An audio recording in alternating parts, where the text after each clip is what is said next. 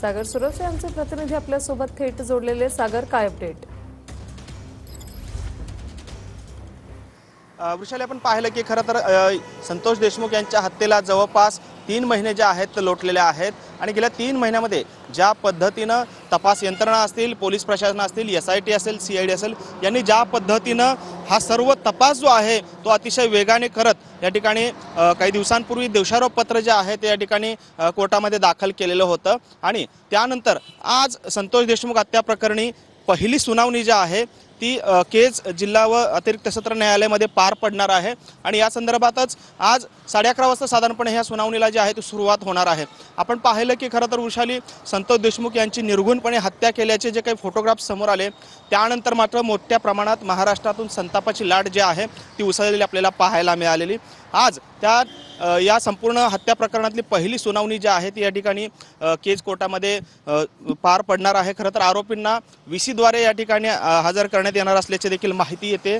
त्याचबरोबरीनं देशमुख कुटुंबीय जे आहे त्यातील धनंजय देशमुख हे संतोष देशमुखांचे भाऊ आहेत, ते स्वतः केज कोर्टामध्ये हजर असतील आणि एकंदरीतच या संपूर्ण प्रकरणामध्ये ज्या पद्धतीनं निर्घुण हत्या जी आहे ती करण्यात आलेली आहे त्याला केवळ फाशीची शिक्षा व्हावी अशी मागणी संतोष देशमुखांच्या कुटुंबियांनी केलेली आपल्याला पाहायला मिळते।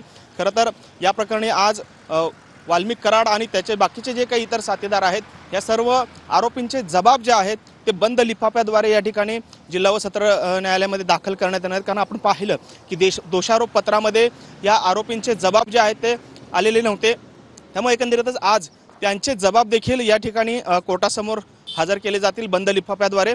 त्याचबरोबरीनं दुसरीकडे आरोपी वाल्मिक कराड जो आहे तो खंडणी प्रकरणी आपला जामीन अर्ज जो आहे तो देखील दाखल करण्याची शक्यता आहे। त्यामुळे एकंदरीतच आजच्या पहिल्याच सुनावणीला जे आहे ते महत्त्वाच्या घडामोडी या ठिकाणी पार पडणार आहेत। यामध्ये सर्वात महत्त्वाचं म्हणजे आरोपींचे जबाब नक्की काय आहेत, त्यांचं काय म्हणणं आहे हे देखील आजच्या या संपूर्ण सुनावणी दरम्यान माहिती होऊ शकतं। बंद लिफाफ्याद्वारे हे त्यांचे जबाब जे आहेत ते आज सादर करण्यात येणार आहे। त्यामुळे एकंदरीतच संतोष देशमुख हत्या प्रकरणात ज्या पद्धतीने गेल्या 3 महिन्यांपासून हा विषय जो आहे तो महाराष्ट्राच्या पटलावरती होता त्याच्या आज पहिली सुनावणी या ठिकाणी पार पडते। त्यामुळे संपूर्ण राज्याचं लक्ष जे आहे ते या संपूर्ण आजच्या सुनावणीकडे असणार आहे आणि यामध्ये सरकारी वकिलांची देखील भूमिका खूप महत्त्वाची राहिलेली आहे आतापर्यंतच्या ह्या सगळ्या संपूर्ण प्रकरणामध्ये आणि इथून पुढे देखील ती महत्त्वाची असणार आहे। आपण पाहिलं की खरं तर उज्ज्वल निकम यांना देखील सरकारी वकील म्हणून नियुक्ती केलेली आहे, त्याचबरोबर बाळासाहेब कोल्हे त्यांचे सहकारी असतील आणि हे सर्व भूमिका एकंदरीतच ह्या संपूर्ण प्रकरणाची जी काही